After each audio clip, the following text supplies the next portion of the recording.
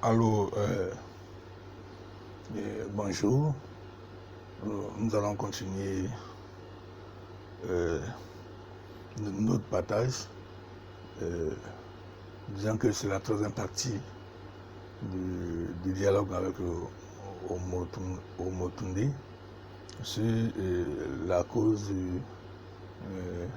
du panafricanisme pour la mise en valeur de la conscience humaine. Alors, bon, j'interviens ici encore là en tant que prophète pauvre, un prophète pauvre. J'ai expliqué lors de ma dernière intervention le sens de ce concept de pauvreté pauvre. Pauvre, je suis pauvre. Pour parler de la pauvreté, je suis témoin. Alors, ma contribution à ce jour se veut, disons, un petit éclairage, puisque la notion de Dieu a été invoquée pour organiser, disons, l'appellation de l'Afrique. Il est bon que la vérité se fasse savoir. La vérité ne peut pas être un prisonnier du temps et de l'espace. Elle ne peut pas être prisonnier des hommes. Alors, c'est vrai que c'est frustrant, c'est vrai que c'est incompréhensible.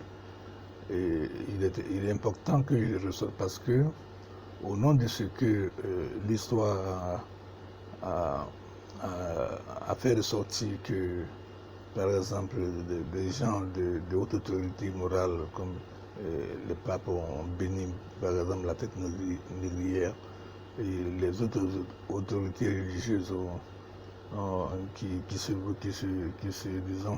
se comprennent comme des représentants de Dieu, des tenants même de la religion, ont béni des actes dont nous souffrons, que notre conscience ne peut, accepter et se nourrir. Il est bon que le message de Dieu, la vérité de Dieu là, se fasse comprendre. Alors, pourquoi je suis pauvre? Je suis pauvre effectivement pour cette raison. Je vais dire que pourquoi je suis pauvre? Je suis pauvre par la pauvreté. Et pourquoi? Comme objectif, pour parler de la pauvreté. Alors, cette notion de pauvreté, je l'ai dit, est une rupture avec le capitalisme, avec ce concept de possession enrichi, nourri, enrichi, exacerbé par l'idéal social capitaliste. Et je vais en venir à quoi en fait? Je vais en venir au fait que le Dieu dont on parle a signalé, a déjà averti, et il a donné déjà sa réponse à ce comportement des hommes, même quand ils se réclament les tenants de sa vérité dans l'évangile. Jésus, lorsqu'il a observé le peuple juif dans lequel il est né, particulièrement la religion, il leur a dit, il va les faire sortir dans l'évangile, il a dit que les vrais adorateurs de Dieu l'adoreront en esprit, en vérité, et que l'homme ne viendra plus sur les monts Sinaï pour les chercher et pour faire l'adoration de Dieu. Donc Jésus a ramené la chose de Dieu qui révèle qu'il appelle son Père, et il va les ramener à une question de vérité et d'esprit. Voilà pourquoi le vol, le pillage dont l'Afrique est l'objet ne peut pas avoir la caution de Dieu. Dieu ne peut pas donner sa caution à des pieds de richesse et on ne peut plus laisser à l'histoire, disons, on ne peut pas continuer de laisser l'histoire citer le nom de Dieu dans leur action et reconnaître ceux qui ont agi ainsi comme des envoyés de Dieu, comme les porteurs de ce message. Si on le fait, c'est qu'il y a quelque chose qui ne va plus. Parce que Jésus, quand il a parlé de sa religion, quand il a parlé de sa vérité, quand il a parlé des adorateurs de Dieu qu'il avait révélé, il a dit que Dieu était esprit et était vérité. On l'a vu. C'est pour cela que, parlant du pauvre, dont je me réclame, quand je parle du prophétisme du pauvre, que je suis prophète pauvre, on va trouver tout son sens dans l'évangile quand Jésus va dire, voilà, quand les apôtres vont révéler que Dieu a confié son royaume, il a choisi les peuples qui choisissent la foi et hérite du royaume qu'il a promis à ceux qui l'aiment. Alors, en associant le mot richesse de la foi au mot pauvre, à ce qu'on appelle pauvre, on voit tout de suite la volonté de Dieu. Et c'est un désaveu de l'action des riches qui est exprimé par la richesse, même qui est l'action des riches, qui exprime la notion de capitalisme et dans lequel le capitalisme se reconnaît. Il n'y a pas de notion de capitalisme qu'on ne peut pas associer au mot richesse, une richesse conçue de façon telle que finalement nous nous retrouvons dans les situations que nous connaissons et que nous décrivons. Donc, je veux dire qu'en fait, la réponse de Dieu se trouvait déjà là. Dieu n'a pas attendu. Pour ceux qui s'interrogeaient et pourquoi ce silence de Dieu, non, Dieu n'est pas resté silencieux. Dieu a parlé, Dieu s'est manifesté en Jésus-Christ en précisant que si les gens voulaient faire la tête négrière pour traduire cette volonté de Dieu, ils se sont trompés. Ils ont montré toute la fausseté de leur action parce que Dieu ne peut pas vouloir ça, il n'a pas voulu ça. Il a exprimé cela dans sa parole. C'est ça le sens de la pauvreté. Quand je dis la pauvreté, est une rupture avec l'idéal capitaliste. Et c'est pour ça que Dieu, effectivement, confie la société de ceux qui l'aiment aux pauvres. Alors, c'est pourquoi je dis que tous ceux qui parlent, tous ceux qui sont nés, trempés, qui ne se reconnaissent que dans cet idéal de société capitaliste, ils ne peuvent pas voir ce passage de la Bible, ne peut pas être lisible, elle n'est pas lisible à les yeux, elle n'a pas de sens, elle n'a pas de sens qu'il puisse exprimer. Parce qu'effectivement, riches ils sont, ils ne peuvent pas parler de la pauvreté, ils ne peuvent pas le comprendre. Alors quand du pauvre on dit tout, j'ai dit non, écoutez, moi, prophète pauvre, j'ai pu dire, ma pauvreté a une cause, elle a une raison et elle a un objectif. Pourquoi je dis effectivement, comme la vérité ne peut se taire, Dieu sait que celui qui l'adore vraiment ne peut que dire la vérité qui concerne ceux qui prétendent adorer Dieu. C'est pour dire quoi? C'est pour dire que tous ceux qui ont participé à la prédation de l'Afrique, en prenant le nom de Dieu, en n'assumant pas eux-mêmes leurs responsabilités, mais en associant le nom de Dieu, ils n'ont fait que simplement montrer leur fausseté. Ils n'ont fait que simplement montrer qu'ils ne se sont pas montrés comme des vrais adorateurs de Dieu, c'est-à-dire ceux qui observaient les choses de l'esprit et de la vérité. Parce que la prédation, comme Omotunde ne cesse de le démontrer, ne peut en aucun cas signifier, n'est pas une valeur de vérité. Il est allé jusqu'à dire qu'on ne peut pas s'adresser à des gens qui n'ont pas de morale. Il y a semblé à ses yeux que ces gens, en le courtant, qu'on a affaire à des gens, en tout cas ceux qui ont agi de la sorte, ils sont dénués, ils semblent ne pas avoir de morale.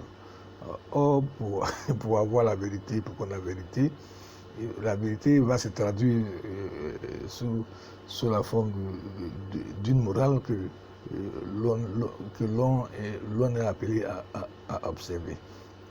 Alors, on comprend tout de suite que Dieu, comme j'essaie de faire comprendre, voilà que par la bouche du prophète pauvre, Dieu démontre que Dieu, effectivement, n'a jamais été pour, il n'a jamais participé. Parce que les rites dont il parle, quand vous regardez l'Évangile, quand vous écoutez Jésus-Christ, les riches n'ont pas, il a dit, il sera plus facile à un chameau de passer par le trou d'une ville pour un riche d'entrer dans le royaume des cieux. C'est clair que la position de Dieu, c'est clairement défini, et ça a toujours existé. Et ça a toujours existé. Donc, on ne peut même plus le lire autant. Ça veut dire que depuis que Dieu est Dieu, telle a été sa position, telle a été sa vérité, et si elle est restée méconnue, elle ne l'a été qu'un temps, jusqu'à l'arrivée de Christ. De toute façon, il a tout parlé aux hommes, il n'a pas compris. Il a fallu que le Christ vienne pour révéler le sens, comme il a dit, ultime et définitif, le sens ultime de cette vérité-là. Voilà. Donc il m'a dit, je viens de Dieu, je suis la vérité.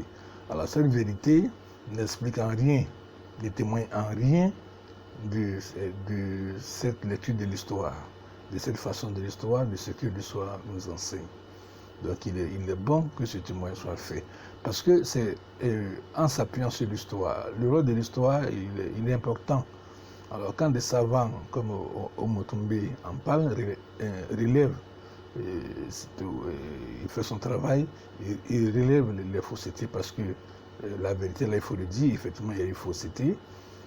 Tout de suite, question se dit, et voilà, les concepts sortent de là parce qu'on a vu quelque chose qui est faux.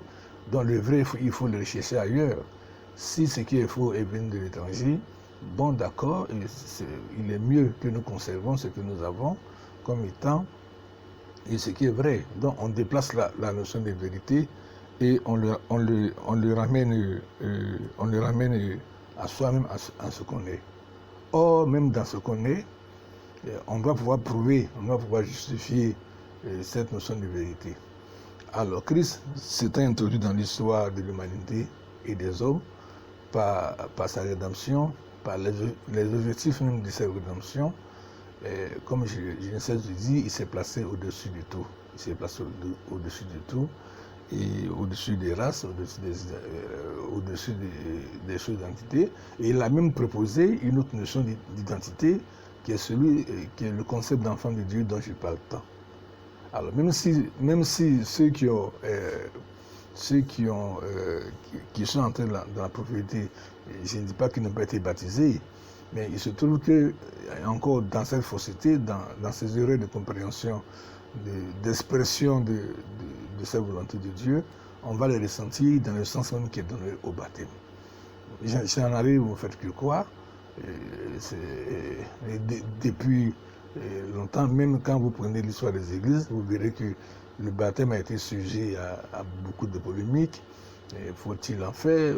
Parce que le sentier du baptême même, c'est devenu quelque chose qui a fini par se révéler comme étant une question. Finalement, faut-il y croire? Quand est-ce que le baptême est-il efficace? Le baptême permet-il ce qu'il promet, c'est-à-dire cet enfant de Dieu? Alors, le problème, la réponse que je peux donner, c'est que en fait, le dépôt de foi, le contenu du baptême qui fait ressortir cette adoration, c'est la naissance de l'adorateur de Dieu en esprit et en vérité que Jésus appelle les vrais adorateurs. Il me semble que, bon, on ne peut pas nier, je ne me trompe pas trop de dire que ce dépôt de foi-là aussi a été touché par cette fausseté, par ces erreurs. Alors quand Omotumbe parle de fausseté, bon, écoutez, la Bible l'a dévancé parce que Dieu est en vérité. Déjà, il exprime l'horreur, l'horreur qu'il a de ce qui est faux, du mensonge et de ce qui n'est pas vrai. C'est pour ça qu'il se veut un Dieu de vérité. Donc, le pillage, tout ce qui s'est passé, tout ce qui n'est pas vérité ne peut pas, on ne peut pas associer le nom de Dieu à tout ce qui ressemble à ce genre d'action, à tout ce que nous regrettons. Et ceux qui ont porté ce message, en tout cas, je peux simplement le démontrer, et simplement en 2 ou 3 phrases, ils n'ont pas manifesté les adorateurs qui se réclament être de Dieu que Jésus-Christ est venu révéler. Et c'est ça le problème. Alors, je vais arriver à quoi aussi? Je vais arriver au fait que, en fait, le chrétien doit être déjà averti depuis la nuit des temps de cette réalité. Et quand vous comprenez le sens de la vérité que Jésus apporte, effectivement, vous ne pouvez pas tromper dans ce genre de compréhension jusqu'à vous laisser nourrir par cette notion d'histoire. C'est pour cela que je reviens toujours encore à la notion de Dieu, puisque, bon, il a été question de Dieu, que moi je suis prophète pauvre, je me contente seulement, je laisse, la part la plus grande aux yeux des hommes à Omutumbe, mais simplement, je tiens quand même à faire comprendre que, écoutez, Dieu il n'a jamais été cela, et donc il n'y a aucune raison que, au nom de l'histoire, en fait, on arrive à perdre la foi en Dieu et en l'action de Jésus-Christ. Parce qu'il a toujours fustigé, il a toujours parlé de vérité, et donc on ne peut pas l'associer, on ne peut pas rejeter, on ne peut pas se servir de l'histoire, parce que c'est ça un peu,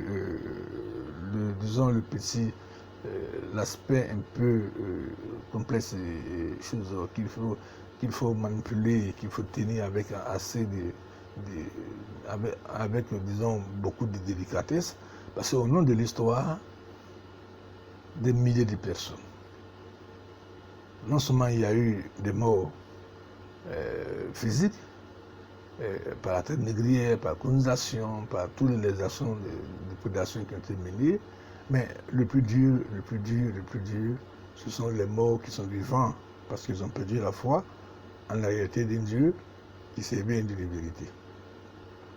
Le monde aujourd'hui est plongé dans un système où la vérité même perd son sens, pour dire simplement que Dieu n'est pas présent, que ceux qui professent, ceux qui en parlent, ils ne font pas preuve de ce qu'ils sont des adorateurs de ce Dieu dont on lit les œuvres, dont on lit, on essaie de capter la volonté à travers la lecture biblique.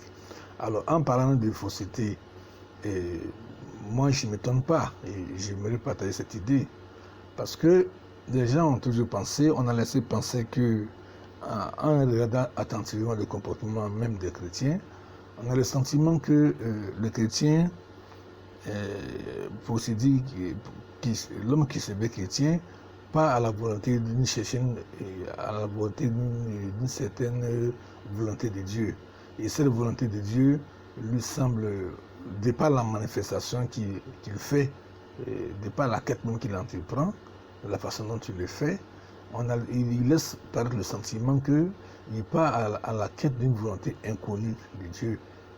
Et c'est ce qui motive sa recherche.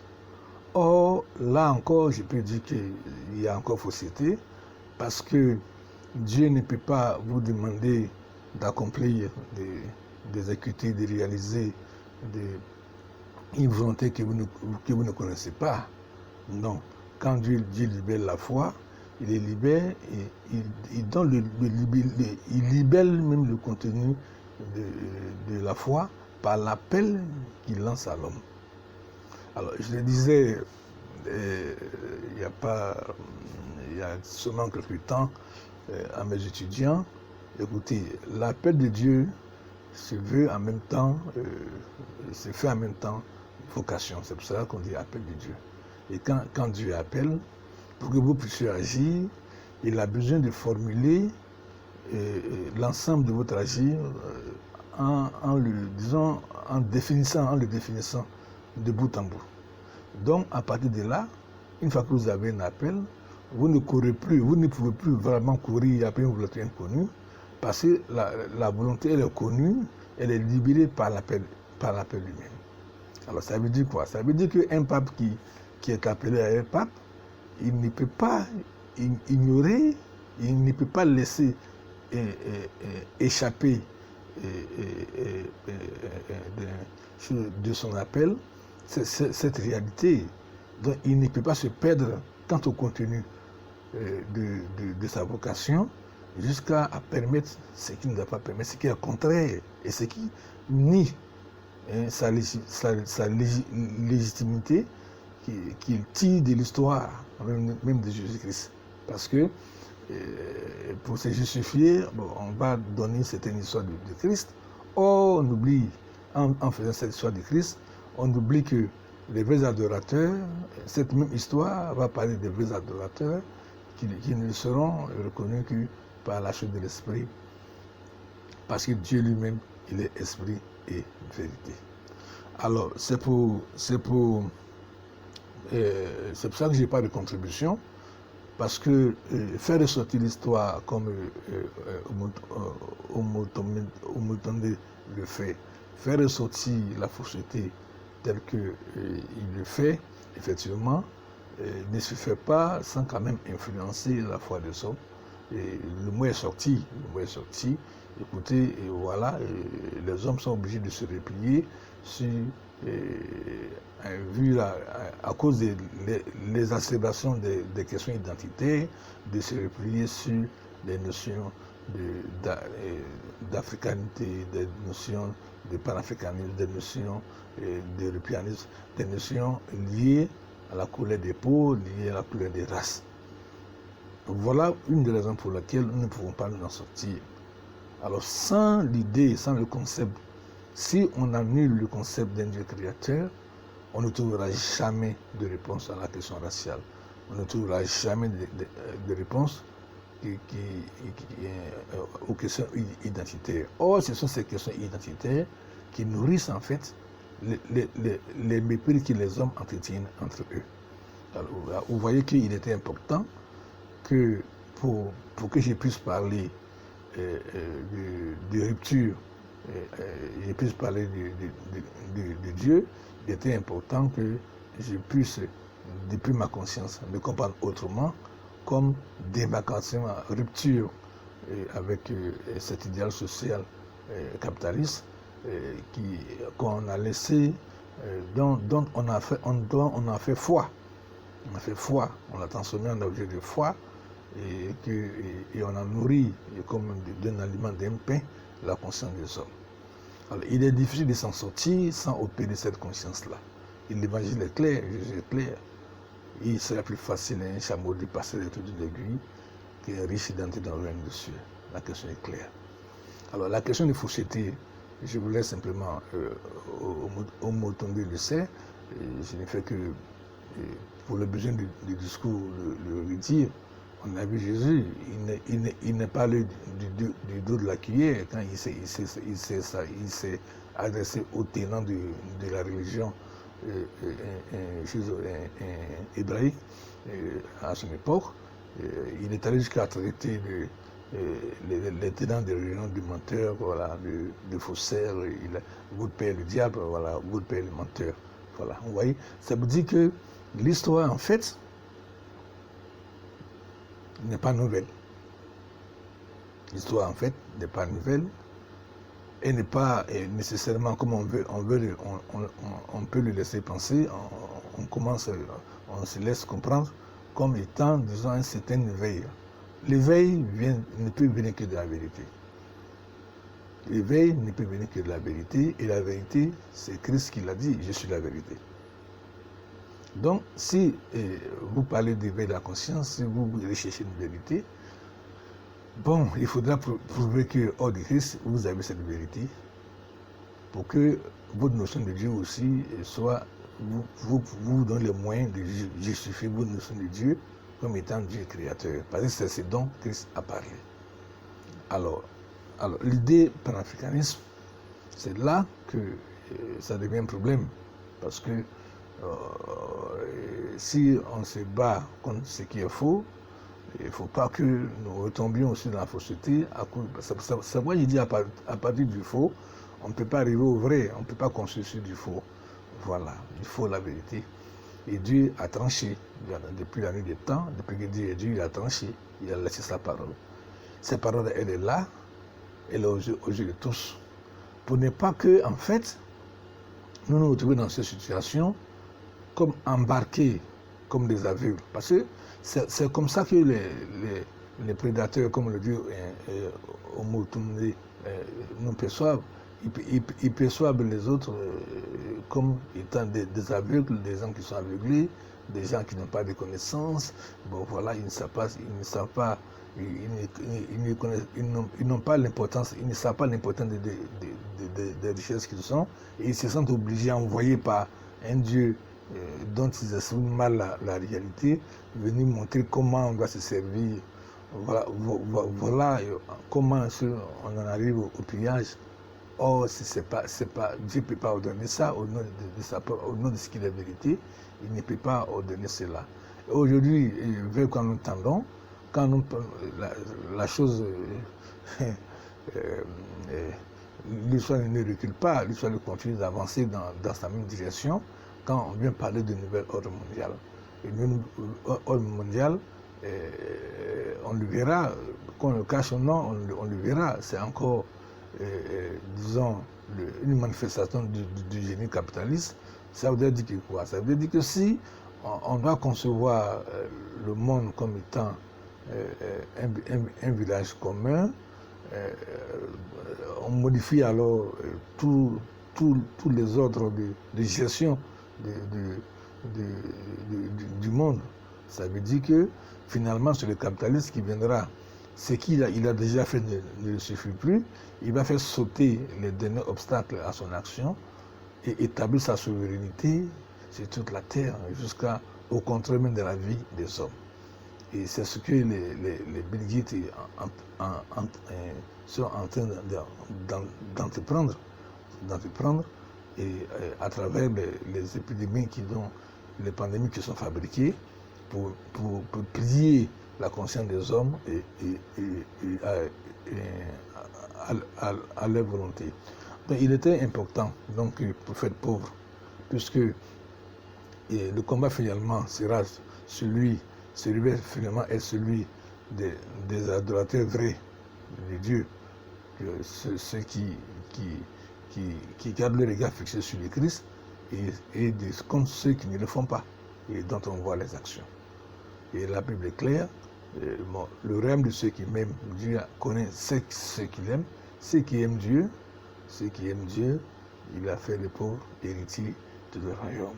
Il leur a réservé une société, un royaume, une société, et qu'il a promis depuis les prophéties avant l'arrivée du Christ, et qu'il s'est venu de réaliser en évoquant le règne de Dieu sur terre. Jésus va finir par dire à ses apôtres, là, voilà, vous êtes dans le monde, mais vous n'appartenez pas au monde. Donc notre appartenance au monde, elle est brisée, il y a une rupture.